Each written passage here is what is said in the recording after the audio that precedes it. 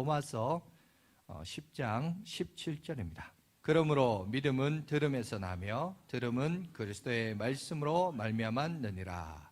자, 오늘은 주님과 친밀감을 가지려면 라는 말씀으로 함께 은혜를 갖도록 하겠습니다. 여러분, 우리 지난 주간에 자존감을 회복하자 그랬어요. 자존감을 회복하려면 뭐냐? 다른 게 아니에요.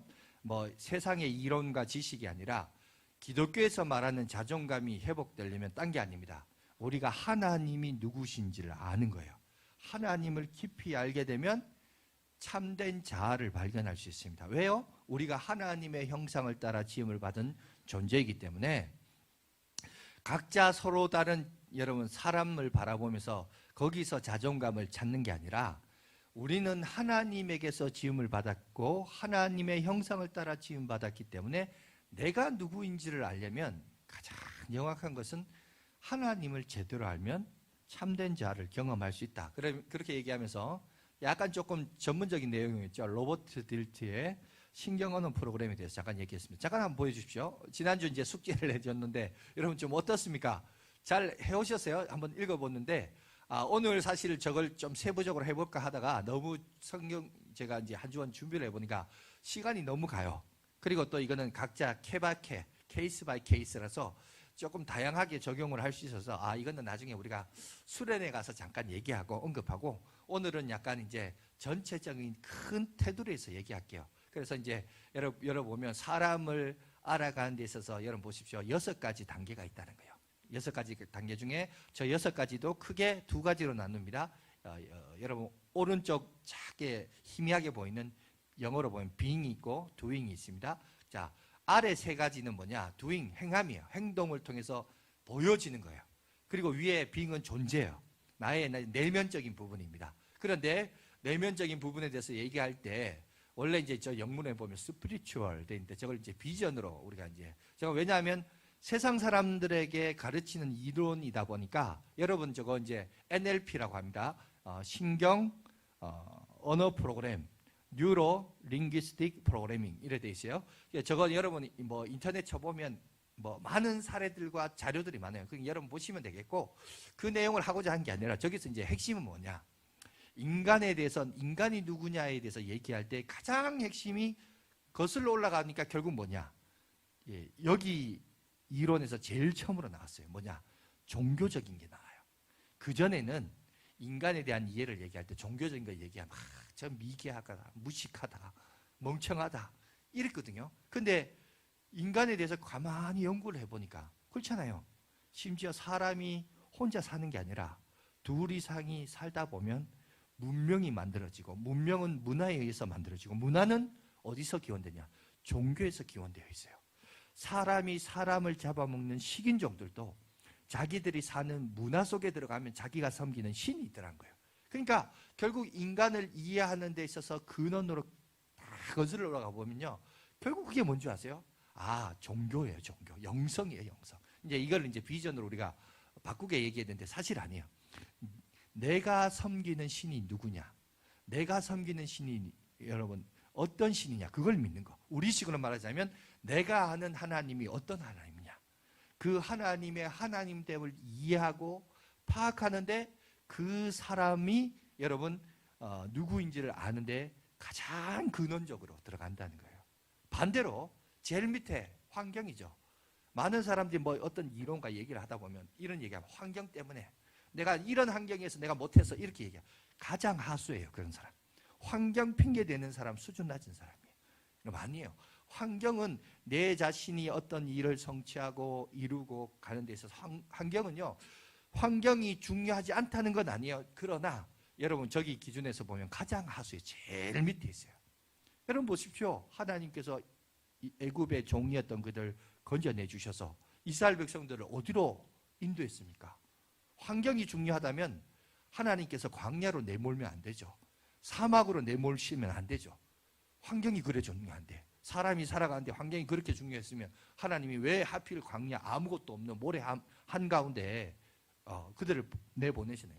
환경이 중요한 게 아니에요. 여러분 환경보다 더 중요한 것은 나를 이해함에 있어서 내가 섬기는 신 우리 식으로 얘기합시다. 내가 아는 하나님 하나님에 대한 신적인 이해가 곧 나를 아는 거예요. 그래서 그런 부분이 필요하고, 저건 세상적인 내용들은 여러분이 나중에 가서 보십시오. 그래서 저기 이제 옆에 검은 글씨로 뭘 얘기하죠? 위의 것은 내면적인 것이니까 눈에 안 보입니다. 밑에 것은 눈에 보이는 거예요. 저 내용의 핵심은 뭐냐? 이겁니다. 눈에 보이지 않는 것이 눈에 보이는 것을 지배한다. 눈에 안 보이는 게 더 중요하다는 겁니다. being이 doing보다 중요하다. 이 얘기를 하는 거예요. 그래서 이제 우리가 하나님을 알 수 있는데, 자, 중요한 것은 그렇습니다. 자, 그래서 우리가 하나님을 알면 알수록 나를 알 수 있다는 거예요. 자, 그렇다면 오늘은 좀 다음으로 넘어서서, 그럼 오늘 우리 주제는 뭐냐? 우리가 그러면 그 하나님, 그 주님과 친밀감을 가지려면, 그럼 우리는 어떻게 해야 되느냐? 이제 이거에 대해서 이제 살펴보면 좋겠죠? 하나님을 알면 알수록 나를 안다고 하니까, 그러면 주님과의 친밀감과 알아감을 통해서 우리가 하나님을 경험할 수 있는데, 그러면 어떻게 하느냐라는 거죠. 근데 여러분 한번 생각해 봅시다. 우리가 신앙에 눈을 뜨는 거는 어떨 때 신앙에 눈을 뜹니까? 보편적으로 사람이 종교성을 가지게 되는 가장 근본적인 원인은 첫 번째, 내 필요를 절실히 느낄 때, 살아가면서, 그죠? 뭔가 필요한 것이 있는데 그게 안 됐을 때, 그러니까 다음 문제가 뭐죠? 그 필요를 느끼지만 안 돼요. 자기의 한계를 경험해요. 그러다 보면 사람은 종교심이 생깁니다. 그죠? 내 필요를 채우기 위하여 가장 보편적인 본능적인 종교의 형식은 뭐냐? 그게 가장 쉬운 게 샤먼이에요. 민간신앙이죠. 민간신앙의 형태로 우리가 하나님을 경험하고 신적 존재를 이해를 합니다. 그런데 우리가 이제 저번에 2주 전이었는가요? 3주 전인가요? 제가 그거에 대해서 설교도 좀 했습니다. 민간신앙이 가지는 특징은 뭐냐? 신이 있다는 것을 알겠어요.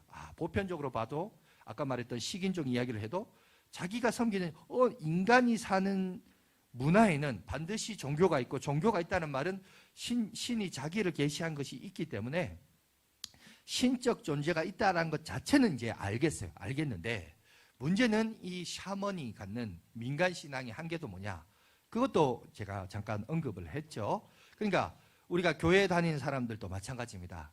교회를 다닌다고 하지만, 여전히 예수를 믿는다라고 하지만, 하나님을 믿는다라고 하지만, 우리가 믿는 하나님에 대해서 잘 알고 이해하는 게 아니라, 마치 교회도 나오고 신앙생활을 하지만 그 신앙생활이 민간신앙의 수준으로 섬기는 사람들이 있어요. 그냥 교회를 와도, 그죠?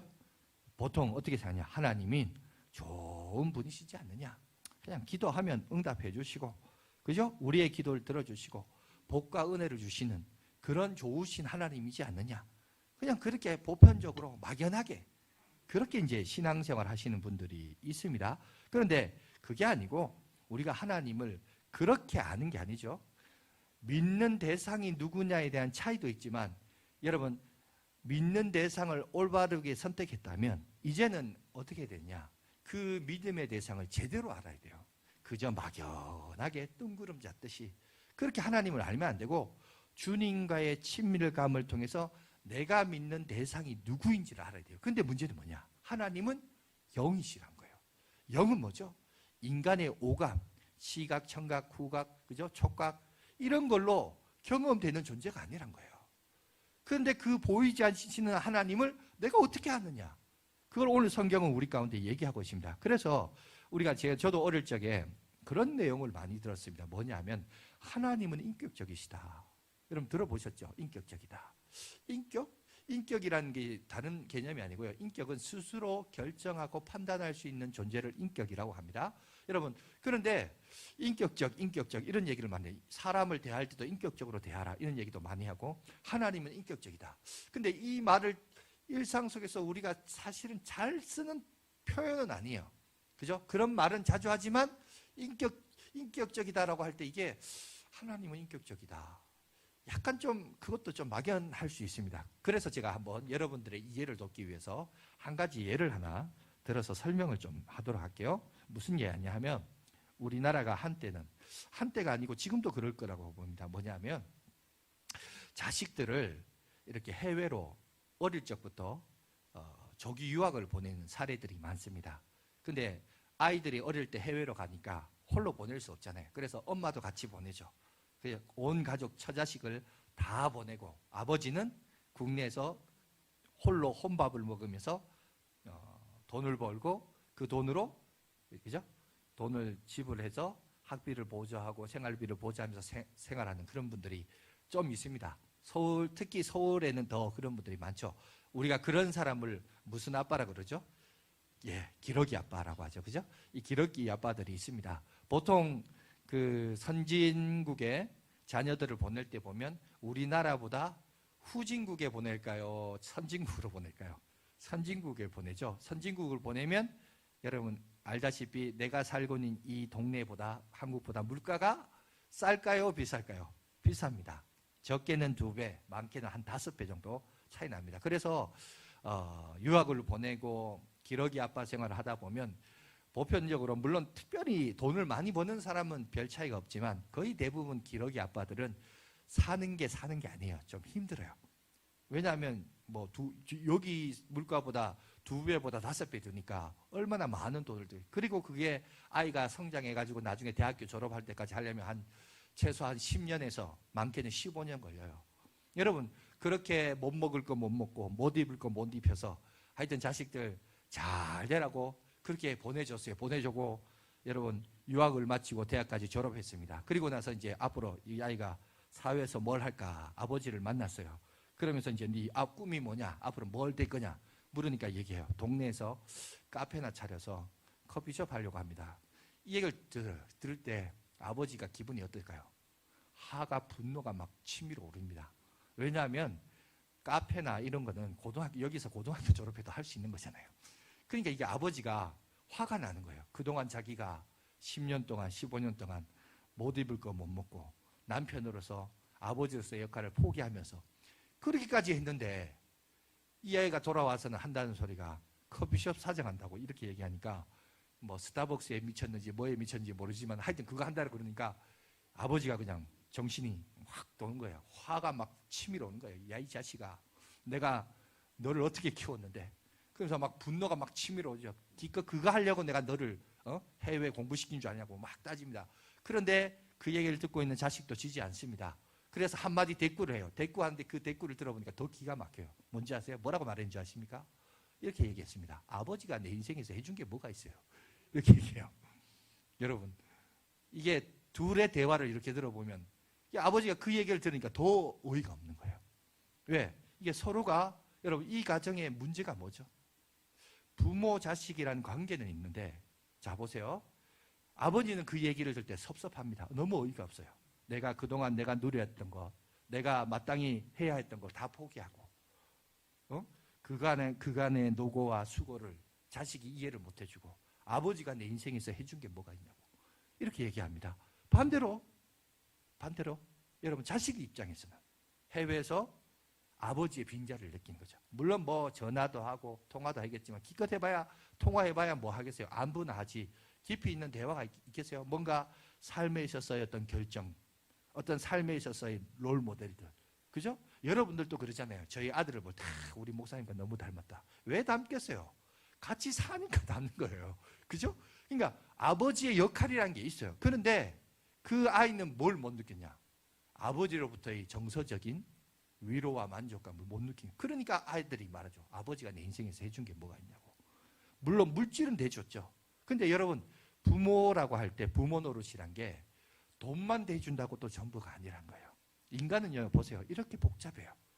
복잡한 존재가 우리 인간이에요. 이거를 인격적이라고 하는 거예요. 이해가 되십니까? 하나님과 우리 사이도 그럴 수 있어요. 그래서요, 우리도 그렇게 생각할 수 있어요. 하나님 도대체 우리한테 해준 게 뭐가 있어요? 이렇게 생각할 수 있는 거예요. 교회에 와서 신앙생활을 하다 보면 우리도 이제 찬양을 하고 노래 부르는데 막 모든 것이 은혜래요.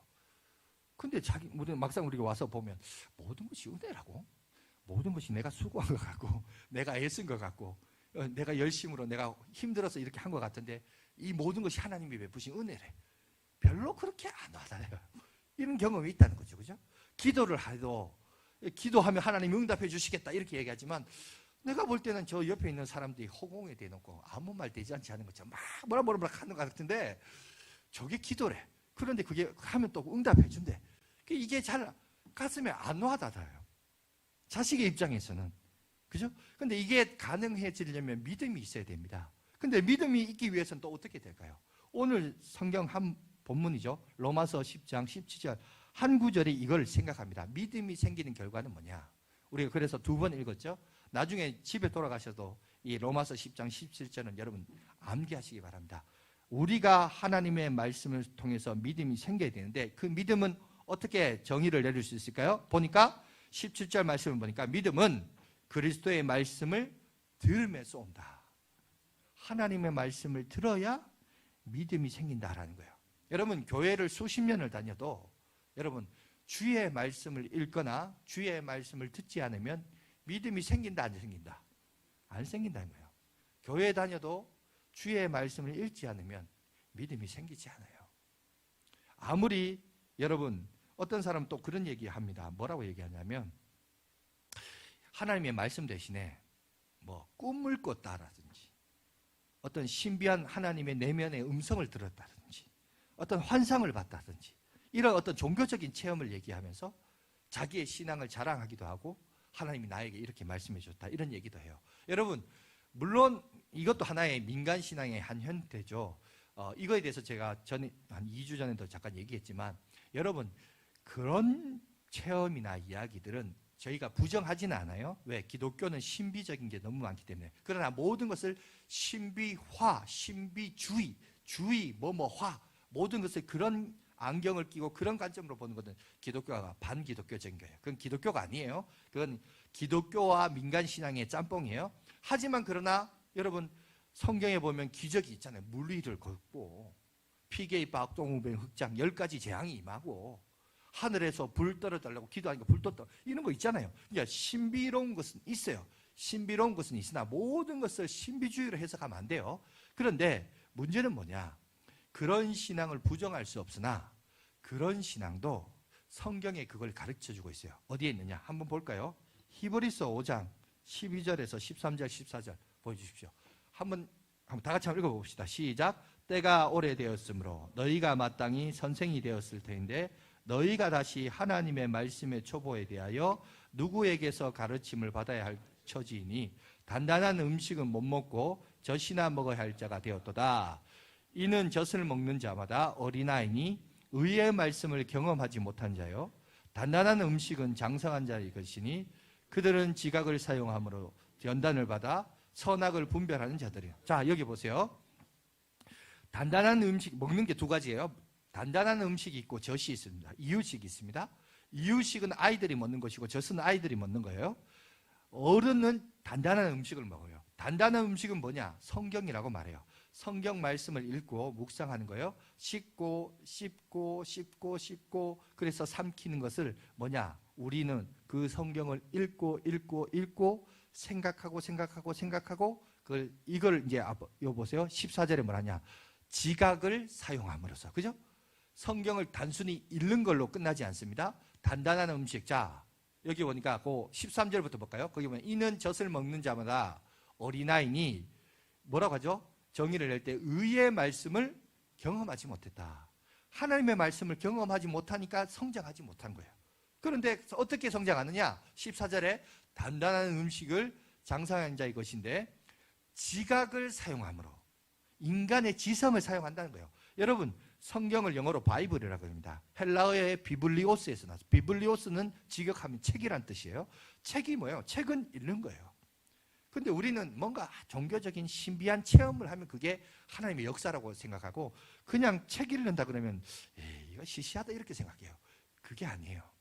신앙이 있는 사람은 여러분 신비한 것을 경험하는 것은 뭐와 같다고요?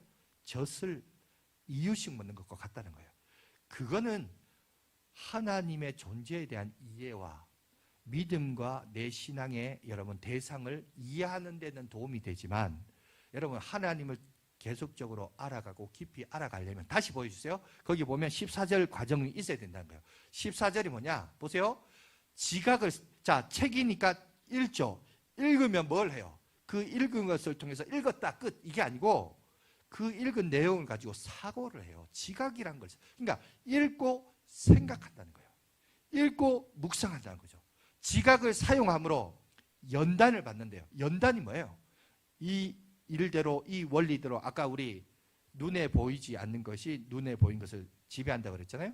눈에 보이지 않는 게 뭐예요? 첫 번째가 영성이었고, 그 다음에 정체성이었고, 그 다음이 신념이죠. 여러분, 우리는 신앙생활 하다 보면 하나님의 실존이 있고 살아계심을 믿고 자기만의 어떤 여러 가지 신념들이 있어요. 이 신념들이 뭐냐? 그 신념대로 살고 살다 보면 그 삶 속에서 성공하는 것도 있고, 그 신념대로 살았는데 실패하는 것도 있고, 이런 것들을 경험해요. 이런 모든 일련의 과정이 뭐냐? 저기 나오는 단어의 연단이라는 단어예요. 연단이라는 경험을 경험해요. 그래서 나중에 뭘 되느냐? 어떤 일이 일어났을 때 그 일에 대해서 이게 선한 것인지 악한 것인지 뭐 할 수 있다? 분별할 수 있다. 이걸 오늘 성경이 우리 가운데 얘기하고 있다는 얘기입니다. 그러니까 오늘 저와 여러분들이 알아야 될 것은 뭐냐? 성경 말씀을 통해서 내가 성장하는 겁니다. 성경 말씀을 통해서 내가 자라는 거예요. 믿습니까? 그러니까 오늘 교회를 오래 다니고 신앙생활을 계속 여러분 했다라고 하는데 왜 내 신앙의 수준은 성장하지 못할까? 간단해요. 하나님의 말씀을 읽고 하나님과 개인적인 소통의 시간들이 없었기 때문에 그냥 교회에 와서 성경을 읽으라 하니 같이 읽고 말씀을 듣자 하니 듣고 의자는 평안하고 날씨는 추운데 히터 틀어서 따뜻하니 그저 잠만 오고 잠이 오다가 그냥 잠깐 깨다 보니까 하면 벌써 끝났고 그래 돌아가고 이게 여러분 한 달이 되고 6개월이 되고 여러분 1년이 되고 여러분 5년 10년 돼 보세요. 그런 사람은 신앙이 자라지 않아요. 내가 개인적으로 하나님의 말씀을 읽는 거예요. 읽고 묵상하고 사고하는 거예요.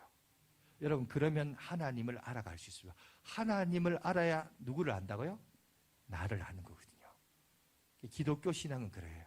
뭐 세상 사람들은 이제 하나님의 존재를 부정하겠죠. 부정하고 너 자신의 비전이 뭡니까? 너의 꿈은 뭡니까? 그런데 여러분 사실 비전이란 단어도 종교적인 단어예요. 하나님에게 적용되는 거고 우리 서비스라는 것도 있죠. 목사가 여러분을 섬긴다 할 때 쓰는 종교적인 용어가 서비스입니다. 물건 사고 애프터 서비스 주세요. 이게 아니라 그건 이제 콩글리시라 그러죠. 원래 서비스는 용어도 목사가 교인들을 섬길 때 그럴 때 쓰는 단어죠. 그러니까 비전이란 단어도 마찬가지예요. 내 비전이 뭐냐가 아니라 그건 비전이라는 단어 하나님에게 적용되는 거고 우리는 이제 드림이라고 하죠. 드림, 꿈이고 비전과 드림을 이제 구분할 필요가 있는데 하나님이 우리에게 주시는 비전이 있다는 거죠. 그 비전을 찾고 개발하고 연구하는 게 사실 우리 인간이라는 겁니다. 그런데 우리가 이런 것들에 대해서 사실 경험하지 못하다 보니까 자꾸 이제 하나님이 점점점 막연해요. 교회를 5년, 10년 다녀도 그냥 하나님 좋은 분 아니에요?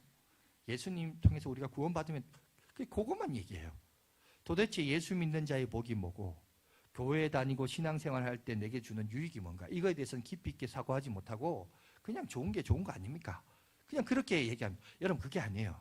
여러분 교회를 다니면서 신앙생활을 하면서 내가 예수 믿는 유익과 복이 뭔가 하나하나 발견해야 됩니다. 그래서 내가 믿음 없는 자가 아니라 믿는 자가 되어서 내 신앙이 날로 성숙해져야 돼요. 하나님은 우리가 그런 사람이 되기를 원하십니다. 믿습니까? 그래서 하나님의 말씀을 통해서 우리가 성장할 수 있습니다. 또한 여러분 하나님을 경험하는 것 중에 대표적인 것 중에 하나가 뭐냐? 기도입니다. 기도. 그런데 기도도 여러분 오해의 소지가 많죠. 여러분 기도는 기도의 정의는 이겁니다. 여러분 기도 그러면 이걸 생각하세요. 기도는 하나님과 대화다. 따라해 보십시다. 기도는 하나님과 대화 시간이다. 예, 대화의 시간이라는 거예요. 대화. 여러분 대화라는 단어를 기억하십시오. 대화는 뭐예요? 주고받고 이게 대화죠. 그런데 우리가 아는 우리가 기억에 남는 기도는 뭐예요? 나만 실컷 주여 하고 막 속에 있는 거 그냥 있는 거 없는 거 다 끄집어내서 다 얘기하고 고백하고 부르짖고 독백이에요. 독백 그냥 막 다 했다가 스트레스 확 풀어서 그냥 돌아가요. 시원하다 그러면서 돌아가요. 은혜 받았다 그래요. 여러분 그거는요 심리학에도 나와요. 심리가 지버러시라고 그래서 아무 소리나 막 지르고 막 고함치고 음악 틀어서 춤추고 막 해보세요. 뭔가 카타르시스가 있어요. 그리고 딱 하면 와 시원하다 그래요. 여러분 그런 것 그걸 우리가 기도라고 착각해요. 아니에요. 기도는 뭐라고요? 대화입니다. 대화라는 사실을 잊지 마십시오. 그럼 대화라는 게 뭐냐? 우리가 하나님 앞에 아뢰는 것도 기도입니다. 근데 그거는 반쪽짜리, 그동안 반쪽짜리 기도를 한 거예요. 기도는 뭐냐? 여러분, 내가 하나님 앞에 부르짖는 것도 기도입니다. 그러나 듣는 기도도 있어요. 듣는 기도. 대화니까 하나님의 음성을 들어야 될 거 아니에요. 나만 부르짖으면 그게 무슨 기도예요? 기도가 대화라면서. 대화는 주고받고 주고받고 하는 게 대화인데, 그러면 목사님 도대체 대화는 어떻게 하는 겁니까? 이제 이렇게 이제 생각하는 분들이 많은데, 여러분, 우리가 새벽에 이제 와 보시면 우리 욥기를 지금 저희가 묵상을 하고 있습니다. 욥기를 보세요. 욥도 보면 참 욥이 참, 저도 이제 그 12월을 이렇게 맞이하면서 우리가 성서윤회원에 있는 본문을 중심으로 이제 하거든요. 사실 많이 부담이 갔었습니다. 왜냐하면 욥의 논쟁이라고 하는 것이 너무 길고 뭐 난해하고 뭐 또 어떻게 보면 좀 말 같지도 않는 논쟁 보이고 이래가지고 힘들었는데, 오히려 이번 11월, 12월을 묵상하면서 맞다. 우리 인생이 어떻게 보면 아브라함보다 욥의 인생이 더 맞을 때가 많다. 왜? 아브라함의 인생은 하나님이 그때그때마다 말씀해 주거든요. 이렇게 해라, 저렇게 해라, 하늘의 별을 봐라. 네가 지금 자식 없지? 그러나 내가 너를 통해서 자식을 줄게. 하나하나 가르쳐 주거든요. 마치 우리 인생에서 하나님이 아브라함 때처럼 딱딱딱 하나 서서 하나하나 가르쳐 주냐? 아니잖아요. 그죠? 오히려 욥이 맞아요. 욥은요, 잘 살았어요. 하나님이 공의대로 살아요. 근데 하루아침에 망해요. 재산 잃어, 자식 다 잃어, 자기 몸은 질병을 알아서 막 긁고 있고, 아내는 옆에 와가 한대, 야, 하나님 저주하고 죽어라 그냥. 그러고 떠나가 버려요. 그리고 친구들은 와서 한다는 소리가, 너 이 모양 이 꼬라지 된 게 보니까 네 죄가 있었어 그래. 이 얘기만 해요. 그러니까 욥이 하나님 앞에 기도합니다. 내가 왜 이런 고통을 당해야 됩니까? 내가 왜 이런 어려움 당해야 됩니까? 근데 하나님이 뭘 하냐? 아무 말도 안 해요. 침묵해요. 여러분, 그게 우리 인생 아니에요? 여러분, 우리가 하나님 앞에 기도하는데 하나님이 아브라함 때처럼 이때 이렇게 지적해주고 말씀해주죠? 아니죠. 오히려 침묵해요. 답답해 죽어요. 욥은. 내가 뭘 그래 잘못했다고.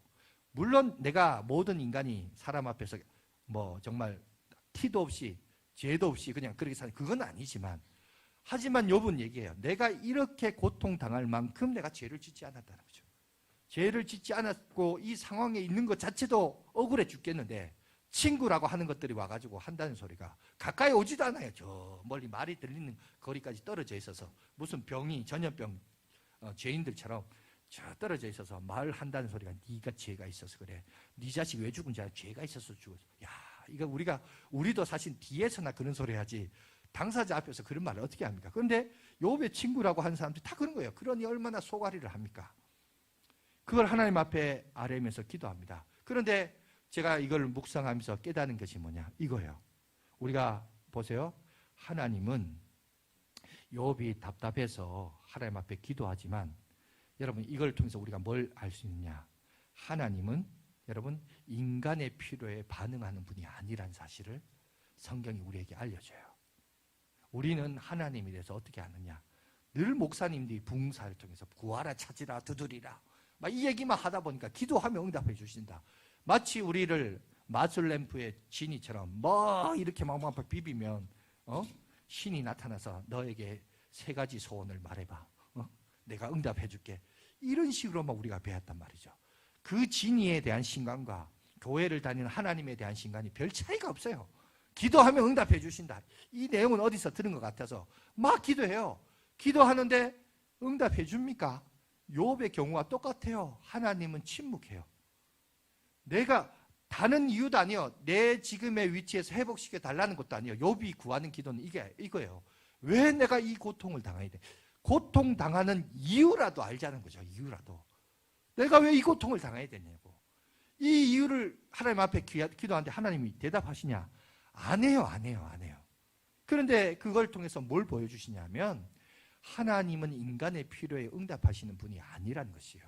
그렇다고 해도 하나님이 우리의 필요에 응답하시지 않는다고 그럼 하나님이 불의하시냐? 하나님은 못된 신이냐? 하나님이 잘못됐다고 말할 수 있느냐? 그럴 수는 없다는 거죠. 그거를 성경은 우리 가운데 얘기한다는 거예요. 하나님을 부정하다고 말할 수도 없고, 그리고 심지어 그 욥의 아내들처럼 우리도 그렇잖아요. 기도하다가 안 되면 에이 하나님이 있긴 어디 있어요. 그죠? 예수가 있긴 어디 있어요. 딱 둥그름자는 인간이 만들어낸 이야기일 뿐이다. 이러면서 등 돌리면서 신앙을 포기하잖아요. 그런데 그게 아니란 거죠. 하나님이 응답하고 안 하는 것은 하나님 마음이에요. 그죠? 기도를 해야 될 의무는 나한테 있지만 그러나 그 기도를 들으시고 응답할지 안 할지는 내 의지가 아니라 누구 의지예요? 하나님의 의지예요. 그거를 뭐라고 하냐? 하나님을 인격적이라고 하는 거예요. 하나님 스스로 결정하고 판단. 그래서 하나님의 응답은 예스도 될 수 있고 노도 될 수도 있고 웨이트도 될 수 있는 거예요. 여러분 예스만 응답이 아니에요. 하나님 주시옵소서. 아니 안 돼라고 노도 응답인 거예요. 그래서 듣는 기도가 참 중요한 겁니다. 여러분 하나님 앞에 부르짖는 것도 중요한 거고 여러분 우리가 주님의 음성을 듣는 것도 중요한 겁니다. 자, 그런데 여러분 기억하십시오. 여기서 뭘 얘기하느냐? 하나님은 이런 거예요. 우리의 필요에 의해서 움직이시는 분이 아니라 하나님은 우리의 믿음에 반응하시는 분이라는 거예요. 성경을 통해서 뭘 가르쳐 주고 있냐면 믿음이 중요하다는 거예요. 믿음. 그러면 믿음은 어디서 오느냐? 로마서 10장 17절이죠. 하나님의 말씀을 들음에서 온다. 주의 말씀을 듣는다는 게 무슨 말일까? 그 말은 하나님을 안다는 거죠. 하나님의 마음을 안다는 거죠. 하나님의 생각과 하나님의 입장을 해석한다는 거죠. 이게 중요하다는 겁니다. 여러분 기도에 대한 우리의 오해를 좀 이해하도록 하기 위해서 하나 한번 볼까요? 성경의 한 예를 들어서 설명해 보겠습니다. 마태복음 7장 9절, 10절, 11절 우리 다 같이 한번 읽겠습니다. 시작. 너희 중에 누가 아들이 떡을 달라 하는데 돌을 주며 생선을 달라 하는데 뱀을 줄 사람이 있겠느냐? 너희가 악한 자라도 좋은 것으로 자식에게 줄 줄 알거든 하물며 하늘에 계신 너희 아버지께서 구하는 자에게 좋은 것으로 주시지 않겠느냐? 여러분 오늘 하나님이 말합니다. 구하는 자에게 뭘 주신다고요? 좋은 것을 주신대요. 좋은 것. 그러면 우리가 한번 생각해 봅시다. 좋은 게 뭘까요? 좋은 것. 지난주에 우리가 그 얘기했죠. 인간의 가치에 대해서 세계평가기구에서 조사를 해봤더니 거의 대부분 내 삶의 가치를 두는 게 뭐냐? 1위가 가족이었다 그랬어요. 그죠? 가족이 중요하다. 우리나라에서는 1위가 뭐였냐? 돈이다. 뭐니 해도 머니가 최고다. 돈이다. 그러니까 사람들이 생각합니다. 하나님 앞에 구하면 하나님이 우리에게 좋은 것을 주신다. 그런데 와, 좋은 게 뭘까?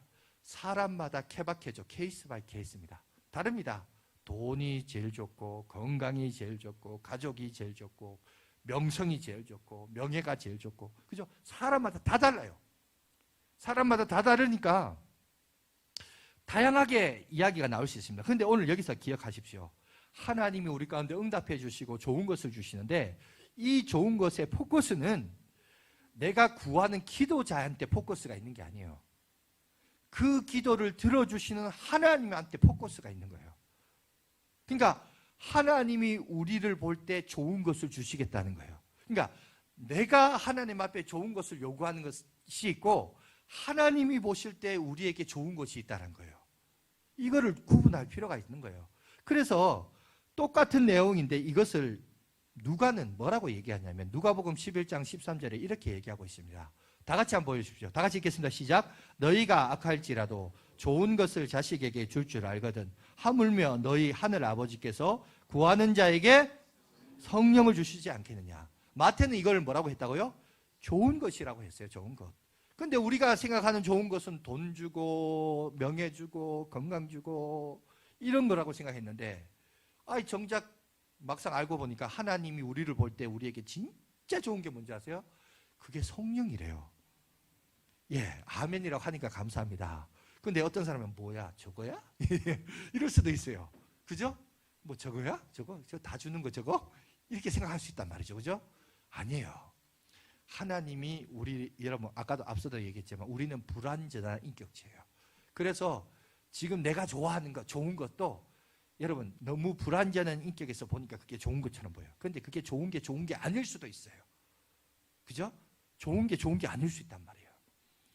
하나님에게서 우리에게 볼 때 가장 좋은 것은 뭐냐? 부하고 부냐 귀천이냐 이게 중요한 게 아니에요. 우리에게 있어서 성령이 무엇보다도 중요하다. 그러니까 우리가 하나님의 관점이 중요해요. 그러니까 기도는 뭐냐? 여기서 보세요. 우리의 요구하는 기도의 제목과 하나님이 우리에게 기대하는 것이 얼마나 차이가 날 수 있습니까? 이 다름이 있다는 거예요. 서로 다른 생각이, 내가 하나님을 믿어도 신앙생활을 한다 할지라도 하나님에 대한 그릇된 자기 개념과 자아상 때문에 잘못된 하나님을 섬기는 사람들이 너무 많아요. 그래서 우리가 성경을 통해서 이 단단한 음식을 통해서 하나님이 누군지를 알아야 돼요. 하나님을 제대로 알아야 결국 누구를 안다고요? 나를 알고, 나를 알아야 이 인생을, 남은 연생을 살아가는 데 있어서 바른 신앙생활을 할 수 있는 것입니다. 그래서 오늘 저와 여러분들이, 자, 지난주는 민간 신앙이 아니라 중요한 것은 뭐냐? 나를 알기 위해서 내 중심이신 영성이 중요하다는 것을 얘기했고, 그 영성이 중요하기 때문에 하나님을 알아야 내가 알아야 되기 때문에 그걸 알겠는데, 그럼 그 방법이 뭐냐? 오늘 이 얘기예요. 방법은 딴 게 아니에요. 말씀과 기도로 거룩해진다는 겁니다. 우리가 하나님의 말씀과 기도로 하나님과 친밀감을 가지고 가까이 할 수 있다는 거예요. 여러분, 마찬가지입니다. 이게 왜 그러냐? 이거를 하나님도 인격자고 우리도 인격자이기 때문에, 하나님의 형상을 따라 지음받았기 때문에 인격자이기 때문에, 인격과 인격이요, 서로를 알아가는 데는요 시간이 필요합니다. 그래서 다음 주에는 시간에 대해서 잠깐 얘기하겠습니다. 긴 시간을 한 단어로 뭐라고 하냐? 역사라고 합니다. 역사를 영어로 히스토리라고 하죠. 히스토리를 분해하면 뭐예요? 히즈 스토리예요. 히가 누구냐? 하나님이에요. 하나님의 스토리, 이야기예요. 하나님의 이야기가 역사인 거예요. 그래서 이 역사관, 올바른 역사관이 하나님을 이해하는 데 도움이 돼요. 구약은 이스라엘의 역사입니다. 우리가 그런 얘기 할 수 있어요. 왜 남의 나라의 역사 가지고 우리가 하나님을 경험합니까? 우리 역사를 통해서 하나님을 경험할 수 없습니까? 아니요, 있습니다. 있는데 문제는 뭐냐? 올바른 역사관이 있어야 되는데, 그릇된 역사관, 국수주의 역사관, 이기적인 역사관이 있다 보니 해석이 그릇돼요. 그러다 보니까 올바르게 보지 못해요. 이거는 나중에 이제 우리 이 시대의 정치적인 이념하고도 맞아요. 진보냐 보수냐, 이게 또 역사관이 또 달라. 이게 이렇기 때문에 하나님을 제대로 아냐, 역사를 제대로 이해해야 하나님을 제대로 경험하는데, 역사를 제대로 이해를 못하니까 하나님도 곡해를 해요. 그래서 하나님이 한 사람을 선택하시고 한 가정을 선택하시고, 그 가정이 민족을 이루고 민족이 나라를 이루고, 그 나라의 역사를 통해서 하나님의 하나님됨을 보여주세요. 그 역사관이 있단 말이죠. 그래서 이스라엘, 왜 남의 나라의 역사를 우리가 공부하면서 하나님을 경험할 수밖에 없느냐? 그게 사실 그대로 투영되고 보여지는 것이기 때문에 그렇습니다. 여러분, 자 보세요. 사람이 사람을 알아가는 것도 마찬가지입니다. 많은 사람들이 얘기합니다. 부부는 서로를 닮는다고 해요. 그럼 부부가 왜 서로를 닮죠? 사랑하기 때문에 닮을까요? 예, 사랑하니까 결혼했겠죠. 그런데 사랑이 전부가 아니고요. 왜 서로 닮냐 하면 서로 같이 살기 때문에 닮는 거예요. 왠지 아세요? 옛날에는 서로 좋아서 서로 다른 가정의 문화에서 살다가 그게 매력이 되어서 관심이 가지게 되고 좋아하고, 그래서 결혼까지 합니다. 그런데 감정이라고 하는 것이 콩깍지가 시간이 지나면 이게 벗겨지기 마련입니다. 벗겨지기 마련이기 때문에 나중엔 그게 매력이었는데 콩깍지가 벗겨지니까 그게 단점으로 보이는 거예요. 매력이 단점으로 보이는 시기가 와요. 이제 그때부터 이제 부부 싸움이 일어납니다. 부부 싸움으로 끝나는 게 아니고요. 그게 이제 나중에 집안 싸움으로 일어납니다. 왠지 아세요? 남녀의 둘의 결혼이 아니라 사실은 서로 다른 가정 문화에서 태어났기 때문에, 서로 다른 두 가정의 문화가 만났기 때문에 그게 나중에 이제 다툼이 일어나요. 나중에는 네 집안 꼬라지가 그러니 그렇다는 문제, 이렇게까지 가는 거예요. 그러다 보니까 이제 막 싸우고 난리가 아닙니다. 그러면서 서로를 이해하게 돼요. 그러면서 상대방이 어디에 가치를 두는지, 무엇에 관심이 있는지, 무엇을 좋아하는지, 무엇을 싫어하는지 이해하고 파악하게 되니까 결국 나중에 뭐가 돼요? 부부가 서로를 닮는 거죠. 그죠? 여러분들이 오늘 처음 오신 분은 저를 모르겠지만 여러분들이 저를 알아요. 그죠? 여러분이 저를 아는 것과 우리 사모가 나를 아는 거, 누가 더 많이 알까요? 이건 물어보나 마나죠. 그죠? 왜 그렇습니까? 같이 공유하고 생활한 삶이 많기 때문에. 우리가 하나님을 안다라고 할 때 이 암도 그런 거예요. 여러분, 오늘은 어떻게 아느냐에 초점이 있어서 얘기합니다. 말씀과 기도로 우리는 하나님을 압니다. 그죠? 그렇게 아는데, 그런데 이게 그걸로 알지만 또 뭐가 필요하냐? 플러스 알파 시간이 필요해요. 역사가 필요해요. 이건 다음 주에 좀 더 얘기하고, 오늘은 이겁니다. 기도와 말씀입니다. 자, 기도와 말씀인데, 자, 이걸 좀 알려면, 그래서 기도를 잘 하려면 뭘 여러분 이해하면 되냐면, 기도와 관련된 예시가 어디에 있냐? 시편을 여러분 많이 보십시오. 시편은요, 찬양만 있는 것이 아니라 우리 믿음의 선조들이 희노애락이요. 좋았을 때, 힘들었을 때, 즐거울 때, 애통할 때 늘 하나님 앞에 그때 상황에 맞게 어떻게 기도했는가에 대한 예시가 시편에 다 있습니다. 그러니까 여러분 기도를 잘 하려면 믿음의 예시인 시편의 말씀을 쫙 읽어보십시오. 다음 주에도 우리가 시편을 잠깐 보겠습니다만은, 여러분 시편을 이렇게 읽어보면 기도를 이렇게 하는구나, 우리가 이렇게 배울 수 있고, 여러분 이제 보십시오. 우리가 민간 신앙에서 이제 한 단계 이제 성장해야 돼요. 그저 막연하게 하나님은 좋은 게 좋은 거라고 좋으신 분이 아니냐, 이렇게만 끝내지 마시고, 여러분 그 하나님이 구체적으로 내 삶에서 어떻게 역사하시고 개입하시고 이끌어 오시는지, 이걸 여러분들이 경험해야 돼요. 아브라함의 스토리보다는 오히려 욥의 스토리가 우리한테 더 맞아요. 그죠? 욥은 알지 못해요. 답답해요. 도대체 내 인생에 왜 이런 일이, 우리도 비슷하잖아요. 아브라함 하나님께서 그때마다 말이라도 하니까 좋은데, 우리는 하나님이 그때마다 말을 안 해. 그러니까 답답해. 근데 사실 말을 안 하냐? 말했어요. 어디에요? 성경에 다 있어요. 문제는 우리가 찾지를 않아요. 그죠? 그냥 어떤 계시를 아브라함 시대처럼 그때 나타나 그때 말해주면 참 좋겠다, 이런 생각하거든요. 종교적으로 게으르면 안 돼요. 여러분 하나님을 찾는 것에 있어서, 하나님을 섬기는 데 있어서 여러분 게으르면 안 됩니다. 부지런해야 돼요. 열심을 품어야 돼요. 내 마음을 다하고 목숨을 다하고 뜻을 다하여 주 너희 하나님을 사랑해야 돼요. 하나님은 우리에게, 유대인들에게 뿐만 아니라 우리들에게도 요구하세요. 마음을 다하여 목숨을 다하여 뜻을 다하여 주 너희 하나님을 사랑하라. 전심전력으로 사랑하라. 그리하면 하나님께서 너희에게 더 밝히 보여주신다는 거예요. 삶의 분별력을 허락해 주신다는 거예요. 그걸 경험하라는 겁니다. 그래서 여러분 주보에도 보면, 오늘 말씀도 듣지만 주보 안에 보시면 2페이지에 주중에 우리 이제 성서 윤회에서 말하는 매일 성경 있잖아요. 저희가 새벽 기도도 이 말씀으로 욥기를 봅니다. 여러분 하다못해 교회가 멀어서 새벽에 못 일어나면 저희 교회 밴드가 있습니다. 여러분 밴드 좀 활용하십니까? 밴드에 7시가 되면 정각에 본문이 나옵니다. 그죠? 찬송가도 유튜브로 연결해서 찬송도 불러요. 본문과 관련된 찬송이기 때문에 여러분 매일매일 이걸 해야 돼요. 하나님의 말씀을 찾고 묵상하고. 여러분 읽는 것도 제가 이렇게 보니까 그런 것 같아. 우리가 저희 이제 봄과 가을이 되면 바이블 트레이너에서 성경 통독을 하거든요. 그리고 또 시상도 하고 그랬습니다. 했는데 지금 한 3독 한 것 같아요. 3독 하면 저는 그런 것 같아요. 한 3독 정도 하면 신앙의 수준이 좀 그래도 올랐을 거다 생각하는데 3독을 했다고 하는데도 가만히 보면 별로 안 잘한 것 같아요. 3년 전이나 지금이나 비슷한 것 같아요. 그게 왜 그럴까? 딴 게 아닙니다. 뭘 못했냐? 숙제만 한 거예요. 기계적으로 읽기만 한 거예요. 읽는 게 중요한 게 아니고요. 물론 안 읽는 것보다는 읽는 게 좋습니다. 근데 더 중요한 게 뭐냐? 읽고 뭐 하는지 아세요? 지성을, 아까 우리 14절 히브리서 나오는 말씀처럼 말씀을 보고 생각하고 묵상해야 돼요. 그러니까 66권 1189장 다 하라고 언제 다 해요? 못하죠. 그러니까 뭘 하느냐? 매일매일 조금씩 오늘 여기 성서윤회에 있는 것처럼 말씀을 읽고 생각하는 거예요. 어떻게 생각하냐? 하나님은 누구신가? 오늘 본문에서 하나님은 어떤 분으로 나타나는가? 그리고 그 하나님이 내게 뭘 말씀하시는가?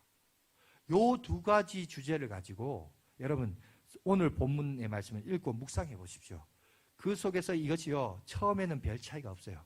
여러분 이것이 습관이 되고 매일매일 가다 보면 그게 6개월이 되고 1년이 되고 5년이 되고 10년이 되면요 엄청난 차이가 나요. 하루아침에는 별 차이가 없나요? 그런데 그런 생각과 사고가 우리를 변화시키는 거예요. 눈에 보이지 않는 것이 눈에 보이는 것을 지배하고 영향을 일으킵니다. 자꾸 아까 거기도 보면 여러분 설교 노트도 보이죠? 환경 갖고 핑계대는 사람, 그런 사람 하수입니다. 수준 낮은 사람이에요. 그거는 어린아이 수준이에요. 결국 뭐냐? 내가 믿는 영성, 신, 오히려 하나님은 하나님의 전능자이심을 표현해 주시기 위하여 이스라엘 백성들을 아무것도 없는 광야로 내몰았습니다. 그리고 40년을 돌아보면서 모세가 말하죠. 너희 신반이 부르텄느냐? 너희 의복이 헤어졌느냐? 아니라는 거죠. 하나님이 40년 동안 먹이고 입히지 않았냐? 하나님의 전능하심을 너희가 경험하지 않았느냐? 하나님이 이제 약속의 땅에도 너희들에게 역사하실 것이다. 아무것도 없는 데서 하나님이 먹이시고 입히셨는데 적과 꿀이 없는 풍족한 땅에 들어갈 때 하나님이 먹이고 입히시지 않겠느냐? 모세가 그랬잖아요. 그럼 우리가 우리 삶 속에서 그거를 경험해야죠. 그 하나님을 경험하면서 한 단계 한 단계 우리가 하나님을 알아가는 거예요. 그를 할 때 지각이 있는 거예요. 분별력이 있는 거죠. 이 세상을 살아갈 때 정말 중요한 게 뭐냐? 먹을 수 있는 것과 먹지 못한 것. 유대인들에게 왜 먹는 것을 가지고 하나님이 구별하라, 분별하라. 먹는 것부터, 하루에 3끼는 먹어야 되잖아요. 이 먹는 것부터 먹을 수 있는 것과 먹지 못한 걸 분별시킨 것은 뭐냐? 너의 인생이 할 수 있는 것이 있고 할 수 없는 게 있다는 거예요. 그걸 분별하는 거예요. 분별하여 산다. 이게 거룩이라는 것입니다. 내가 거룩하니 너희도 거룩할지어다. 하나님께서 우리들에게 구원을 주시고 은총을 허락하신 이유는 뭐냐? 이 세상에 선한 영향을 끼치면서 거룩한 삶을 살도록, 거룩한 예배자로 살도록 하나님이 원하시기 때문에 우리를 그렇게 인도하셨다는 겁니다. 그래서 저와 여러분들이 삶의 예배, 오늘 또 예배를 드리지만 이제 일주일 돌아가면 삶의 예배자로 드릴 거예요. 그래서 제가 이제 원래부터 지침서로서 일시백천만 운동했죠. 그죠? 그거 잠깐 보십시오. 일시백천만. 일이 뭐예요? 눈을 뜰 때마다 제일 먼저 여러분 우리 몸은 하나님의 성전입니다. 그래서 뭐죠? 제일 첫째 눈 뜰 때마다 또 하루 시작이네. 이게 아니라 눈을 뜰 때마다 감사를 하라. 그죠? 오늘 눈을 뜨면서 하나님 앞에 감사의 제목이 뭔가? PPT 한번 보여주세요. 감사의 제목이 뭔가? 두 번째 10이 뭡니까? 교회와 이웃을 위하여 기도하라. 그죠? 10분 이상 기도하라. 100이 뭘까요? 묵상한 내용을, 오늘 읽은 묵상한 내용을 기억에만 담지 말고 기록하라. 100글자 쓰라는 거예요. 100글자가 상당히 많은 것 같지만 별로 많지 않아요. 여러분 100글자는 기껏해야 노트로 한 4줄에서 5줄이면 100글자가 됩니다. 생각보다 많지 않습니다. 기록을 해보라는 거예요. 그래, 천은 뭐냐? 매일 1,000원씩 모아라. 돈이 없는 사람은 매주 1,000원씩 모아라. 한 달 되면 4,000원, 많게는 3만 원.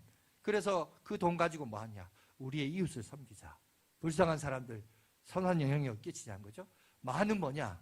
하루에 사람이 2만 번 숨 쉰다고 해요. 숨 쉴 때마다 여러분 찬양하고 예수님을 자랑하고 복음을 전하자. 그죠? 하나님께서 우리에게 호흡을 주신 이유는 이 호흡으로 여러분 잘 먹고 잘 사는 게 전부가 아니라 우리의 입을 열어서 하나님을 높여드리고 그분을 선전하는, 그죠? 그 역할을 우리가 감당했기 때문에. 그래서 이제 저 5가지가 예배, 교제, 성장, 사역, 증거 5가지 기준에서 움직입니다. 왜? 교회의 기둥이에요. 이 교회의 기둥은 여러분 오늘 여기도 보세요. 건물에 기둥이 있는데 참 보기 싫습니다. 이거 보기 싫다고 부숴버리면 어떻게 되죠? 건물 자체가 무너집니다. 교회의 이 5가지 기둥은 내 몸이, 일단 나 자신을 축약시켜 봅시다. 내가 교회예요. Be the church. 성전입니다. 하나님의 성령이 임한 처소이기 때문에 내 몸이 성전이에요. 내 교회가 건강해지려면 뭘 해야 되느냐? 이 5가지 요소가 있어야 돼요. 예배, 교제, 성장, 사역, 증거. 그죠? 하나님 앞에 감사로 감사해야 될 것이면 내 마음을 잘 관리해야 돼요. 이 비교 사회에서 불평과 원망과, 그죠? 이스라엘 백성들이 날마다 불평하고 원망하니까 결국 어떻게 돼요? 원망하니까 불뱀이 임하고. 왜 그런 환경이 오게 되었죠? 그 입술에 그 마음이 병들다 보니까 그런 환경까지 오게 된 겁니다. 마음을 잘 관리해야 돼요. 늘 일어날 때마다 오늘 하나님이 내게 주신 감사의 제목이 뭔가? 구체적이고 구체적일수록 좋습니다. 그죠? 10분 이상 우리가 기도하고 중보 기도하고, 자 100번의 글자를 묵상하고 기억에 두지 말고 기록하시고, 그죠? 돈을 모아서 일부들 모아서 구제 사역하고 복음을 전하는 것. 이런 삶이 내 속에 누적이 되고 충족될 때 하나님께서 이것을 통해서 역사하시는 은혜가 있습니다. 오늘 저와 여러분 우리가 하나님과의 친밀감을 통해서, 그 친밀감을 통해서 하나님을 알아가면 그로 말미암아 내가 누구인지를 알게 되고, 내가 누구인지를 알면 내 삶이 삶이 지름길로 가는 거예요. 첩경으로 가는 거예요. 그런데 내가 누구인지를 모르면 인생이 갈짓자 인생이에요. 이쪽에 흔적거리고 옷에 코인이 뜬다는 게 코인 쪽에 빠지고, 주식이 뜬다 하면 주식에 빠지고, 부동산 뜬다 하면 부동산 빠지고, 요새 부동산 또 다 떨어졌다면서요, 여러분. 그래가 또 부동산 때문에 울고 불고. 그렇게 그렇게 보내지 마시고, 여러분, 우리가 하나님이 누구신지를 제대로 알고 거기에 열심을 품고 하나님의 때와 지각을 가지고 살다 보면 여러분, 그 속에서 분별하는 지혜를 우리 가운데 주세요. 오늘날 이 시대가 하나님을 가까이 하지 못하니까 뭐가 없는 거죠? 아까 그 히브리서 말씀을 보시면 결국 뭐예요? 선악간에 분별하자는 거죠. 그러니까 오늘날 이 세상의 사람들은 하나님을 가까이 하고 교제하지 못하니까 뭐가 없는 거예요? 선악간에 뭐가 없는 거죠? 분별력이 없는 거예요. 그냥 무조건 유행하면 다 따라가. 유행이 진리가 아니에요. 여러분, 유행이 진리도 아니에요. 참됨도 아닙니다. 여러분, 이걸 분별할 줄 알아야 되잖아요. 그런데 그걸 어떻게 아느냐? 오직 말씀과 기도 외에는 없습니다. 그러니 저와 여러분들이 하나님을 가까이 함으로 하나님을 제대로 아시고 하나님과의 친밀한 교제 속에서 나 자신을 알아서 하나님이 나를 향하신 계획을 여러분 기억하시기 바랍니다. 하나님이 나를 향하신 비전이 있어요. 그거를 발견하는 거예요. 드림을 위해서 살지 마시고 하나님의 비전을 위해서 사시기 바랍니다. 내 꿈이 중요한 게 아니에요. 하나님이 나를 통해서 하시고자 하시는 계획이 있다는 거예요. 여러분, 그거를 경험해야 돼요. 그거를 딱 발견하잖아요. 밤잠을 설칩니다. 흥분이 돼요.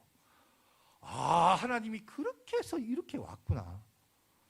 참 이제 수련회 되면 참 그런 거 좀 저도 하고 싶은데, 수련회 때 사고가 나서 제가 여러분들하고 그런 교제를 못 가졌습니다만은, 저는 그런 거를 경험할 때 정말 그거 한번 깨달을 때마다 밤잠을 설쳐요. 와, 내가 몰랐는데, 하나님이 우리 가운데 우리 가정에 좋은 것을 주시겠다는데 나는 좋은 것이 잘 되고 돈 벌고 집 한 채 마련하고 이런 거라고 생각했는데, 그게 아니라 이런 계획을 하나님이 가지고 제가 그거에 딱 눈을 뜨니까 와, 흥분이 되더라고요. 흥분이 돼요.